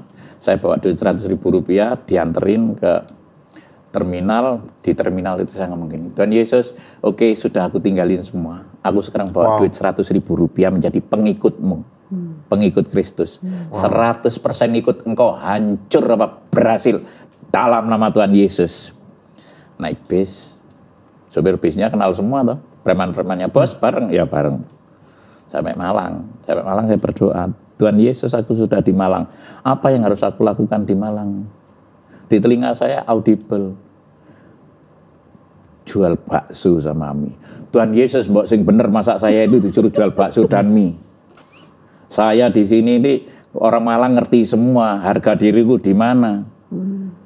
Biasanya pakai mobil yang bagus-bagus, semua ngomong bos, manggil saya bos. Sekarang saya itu menjadi pengikutmu, bawa duit 100.000 rupiah, bawa gerobak bakso, tiktok, hancur harga diriku di mana Tuhan Yesus. Dan tetap ngomong, jual bakso sama mie. Nangis saya itu. Tuhan, masa jual bakso modal 100.000 rupiah, gimana caranya Tuhan? Mata saya dituntun, ada meja nganggur. Mejanya siapa ini? Apa bos? Pinjam sebentar. Meja saya tata. Mata saya itu dituntun satu persatu. Perlengkapan mulai mangkok, sendok garpu itu sampai pinjam di tukang bakso. Wajannya bakso itu bukan wajan yang besar, itu wajan yang kecil itu jelek, hitam semua. Kompor pinjem. Pancinya bakso itu bukan panci bang, dandang bakso besar, panci kecil. Etalase itu dari bekasnya rokok LE saya cuci. Saya rokok gini. Orang ngomong saya gila. Tembel lihatan itu. Sekarang dia sudah gila. Nggak ngerokok, nggak minum, nggak apa, sudah dipikir gila beberapa hari saya di sana. Tuhan, aku terus 100 ini pakai mana? Ya saya nggak ngerokok, tahun anak rokok makan, ya saya makan. Nggak punya rumah, nggak punya siapa-siapa, numpang saya di rumahnya Tidur orang. di mana? Hah? Tidur di mana Pak? Di rumahnya teman-teman, di rumahnya ponaan-ponaan itu yang dari ibu angkat saya itu nggak punya rumah. Tidur di sini perasaan, jangan nggak enak gitu, sudah ini hancur, malah hancur hati saya. Suruh Roh Kudus gini, kamu ke pasar. Ke pasar. Go, saya punya teman saya namanya Ginfong. Fong, iki jualan bakso bisa nggak Bang 100.000? Oh nggak bisa, kamu jualan bakso, kamu belajar kegiatan pasar. Suruh belajar, kok bisa bikin aku bakso dengan uang 100.000 rupiah. Tak atur no Pak, diatur no. Biasanya bawa tas itu merek-merek, sekarang jadi pengikut Kristus, tas kresek merah, ada daun bawang, daun sawi, seledri keluar semua, tahu pentol, waduh. Itu jatuh nama hamba itu. Iya, memang ketika ikut Kristus kita harus mengalami. Jadi dicuci bersih semua ya. Bersih. Detox ya. Tuliong tu. Mbambung galungan umplung turu pasar bantalan kubis itu harus dihabisin itu, dipangkas habis. Cek nanti tumbuh tunas yang baru ya toh. Itu habis. 4 hari saya nggak ganti apa, habis itu bikin bakso nggak bisa, bikin pentol itu nggak bisa, saya dihina. Makanya ketika menjadi pengikut Kristus dihina, dicaci, dimaki dan dikucilkan. Tidak ada satu teman pun yang nolong waktu itu. Wow. Semua mencibirkan mulut, oh tembel gila, kebanyakan narkoba, gila, edan. Saya itu nangis sama Tuhan Yesus, aku kan nggak edan ya, aku jual bakso kan kamu suruh ya. Itu wajahnya Tuhan Yesus di atas itu senyum itu yang membuat saya kuat. Langsung saya bisa bikin pentol itu, wah bisa bulat-bulat, bumbunya kan lupa, nggak tahu, diajari lupa. Tuhan Yesus bumbunya nggak tahu, pokoknya dalam nama Yesus, dalam nama Yesus, dalam nama Yesus. Akhirnya saya sekarang pinter masak, sekarang pinter dirubah, tangan saya dirubah, pinter masak hauce sencing ping. Makanya harus ke Malang ini, harus ke Malang, harus makan. Nah, langsung dari situ, dari uang 100 hari pertama itu saya dapat uang 28.000, 2.000. Saya ngomong gini, Tuhan Yesus, ini uangnya bagaimana ini, dipakai apa? Kan nggak beli rokok, nggak beli apa, ini uangnya dipakai apa? Terus ikut daganganku masih ada. Saya nggak punya rumah, terus ada orang yang bule-bule, Rul, ya, ini barang-barangmu taruh mana, nggak tahu.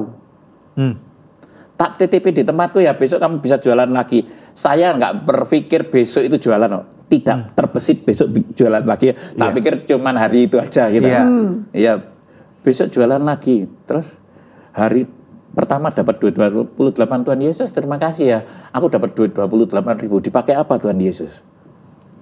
Saya beli apa pertama? Kaos. Beli kaos kayak yang di Senen. Apa ini? Namanya apa? Cabu, cangkar bongkar, yang bekas baju bekas. Thrifting, bahasa kerennya sekarang thrifting. Apa itu?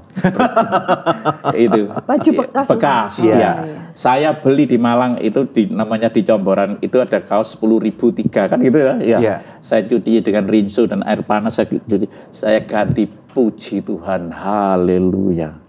Bisa ganti, saya merasakan sekarang, ini dari hari ke hari terus Tuhan berkati dari hari ke hari sampai terus 1 tahun saya punya 14 cabang. Wow. Apa mereknya Pak? Edan. Bakso Cuimi Edan. Bakso Cuimi Edan. Ini ada fotonya. Ini itu yang di Bali G, Sisinga Mangaraja. Itu orang-orang franchise sama saya. Uangnya franchise itu saya buat pelayanan, pergi ke pedalaman. Cak Khairul Anwar. Cak Khairul Anwar, ya. Iya, mantap, luar biasa. Tuhan baik ya. Yang luar biasa itu Tuhan Yesusnya. Saya yang nggak bisa bikin bakso sampai sekarang baksonya sudah keliling Sumatera, Kalimantan, Wow. Iya. Sulawesi, Jawa, gitu. Iya, mantap luar biasa. Yang mantap Tuhan Yesus, yang luar biasa Tuhan Yesus, tetap luar. Nah, sekarang kita mau ngomong-ngomong tentang lebih dalam nih ya. Jadi apa yang sudah dialami, ini tentunya semua kemuliaan punya Tuhan. Bagaimana kalau Tuhan sudah memilih seseorang? Kan memang firman Tuhan mengatakan bukan kamu yang milih aku. Iya, itu. Tapi aku yang memilih kamu. Dan menetapkan kamu. Iya kan? Supaya bisa dipakai untuk kemuliaannya. Iya. Betul ya? Dan sekarang ini berarti ada satu kemuliaan yang Tuhan mau pakai Pak Khairul nih. Nah, sekarang kemudian bisa nggak ceritakan dalam fase kedua dari Good News Program ini tentang kehidupan yang sekarang? Setelah bertobat. Setelah Buah jadi pertobatan. Ya. juragan bakso, jadi hamba Tuhan, jadi suami, jadi ayah. Semua yang waktu kehidupan yang lama itu tidak mungkin terjadi gitu. Ya. Silakan. Jadi sekarang itu saya mengalami itu, inilah rumah tangga yang benar-benar. Waktu saya nikah sama istri saya aja, saya kaget-kaget. Kan dulu punya istri, lahir anaknya nggak saya tungguin. Karena saya pergi-pergi minggat-minggat. Ya. Kalau saya tetap di situ, bisnis saya gimana, dan saya nanti ditangkap. Ya. Jadi selalu pergi-pergi. Hari ini ketika saya itu hidup dalam kekristenan yang benar sama istri saya, pertama kaget-kaget saya itu. Iya. Ada anak nangis, itu telinga saya nggak, itu proses itu. Sampai saya tendang kursi, diam, kamu itu diam. Jadi itu sudah jadi hamba Tuhan ya. Oh, jadi kehidupan yang benar-benar nggak dimengerti ya? Iya, nggak mengerti. Terus untungnya saya itu punya istri yang luar biasa. Makanya istri itu yang penolong sepadan ya. Ya. Dia memberi ajaran ke anak-anak saya gini, kamu tahu, Dedi itu kan nggak pernah rumah tangga seperti kita ini. Dedi kan nggak punya anak ditinggal, punya anak ditinggal, punya anak ditinggal. Nah, kamu itu anak yang ditungguin gini dan nggak pernah dengar anaknya nangis atau rewel kayak gini, iya toh? Dedimu itu nggak pernah punya kasih sayang, lihat anda. Jadi anak saya itu semakin jatuh cinta sama saya dari istri saya ini. Ya, sebentar Pak, supaya pemirsa nggak bingung nih. Bapak pernah punya istri 13. Dan kemudian setelah ikut Tuhan, ini pemirsa kan, akan bertanya-tanya, bagaimana kan, dengan semua yang lain? Nikahnya kan enggak pakai surat toh. Jadi enggak ada satupun yang nikah yang sah? Ada yang sah, tapi mereka yang ngurus kepergian saya, yang ngurus perceraian ya mereka semua. Saya kan orangnya dulu itu cuek, iya toh. Jadi istilahnya sudah semua ini sudah diceraikan istilahnya? Iya, sudah. Sudah pisah semua? Sudah pisah semua. Iya. Dan kemudian kalau ada orang yang tanya juga nih, bagaimana dengan anak-anak yang dulu dilahirkan ketika hidupnya masih nggak karu-karuan nih? Kalau anak kan tetap anak ya. Iya. Tapi istri saya ini orang hebat, ya toh. Tapi kadang-kadang begini, ada misalnya ke rumah gitu ya. Iya. Kehidupan saya dan istri saya kan sudah beda.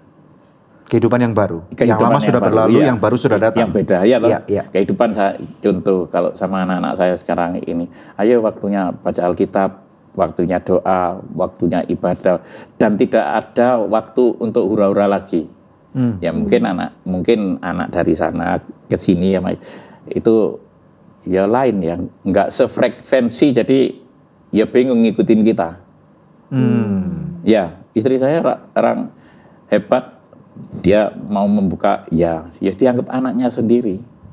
Ya, I see, iya. Ya, dianggap anaknya sendiri. Tapi kalau ada motivasi yang lain kan kita yang nggak tahu ya. Ini nolak gitu loh. Kalau nggak sefrekuensi itu gimana? Iya. Tapi apakah nanti nggak ada resiko akan tercipta Khairul Anwar seperti yang dulu itu dari anak-anak Bapak yang lama? Ketika nggak ada figur Bapak yang hadir dalam kehidupan mereka. Saya berdoa. Tuhan telah memberikan yang terbaik. Saya berdoa untuk anak-anak saya. Iya toh? Iya toh? Kalau Tuhan selamatkan saya, mesti Tuhan selamatkan yang lain. Karena apa? Figur yang tidak baik sekarang kan menjadi contoh yang baik. Ya, kalau mungkin saya sampai tetap kayak dulu, ya mungkin yang lain niru. Menurut saya gini, minimal kalau ya. Bapak belum bertobat, kelihatannya iya. masih menyediakan duit, kadang-kadang ketemu sama mereka, tapi nggak jadi contoh yang baik ya. Iya, iya. Tapi sekarang mereka lihat, mungkin nggak punya ya, uang sebanyak dulu, ya, tapi punya nama baik, punya harga diri, dan mereka punya identitas yang jelas. Ya mereka juga kadang-kadang seneng nyanyi lagu Kristen. Dan Bapak bisa jadi contoh ayah yang baik. Iya. Minimal ini ya. Walaupun mungkin tidak hadir dalam kehidupan mereka setiap saat. Iya, tapi mereka sudah rumah tangga sendiri-sendiri kok. Jadi sudah berkeluarga sendiri-sendiri. Baik. Ya, jadi kan saya juga ngomong, tolong kita sudah berumah tangga masing-masing, ya toh. Iya. Jadi ya mereka enggak begitu ngurusin, enggak mengganggu gitu. Jadi sama-sama saling menghargai. Iya, iya. Tapi masih berinteraksi, kadang-kadang masih kadang-kadang gitu ya. Kadang-kadang. Iya. Oke. Ya, Makanya kalau anak tetap anak. Iya toh? nggak ada bekas anak ya. Nggak ada bekas anak.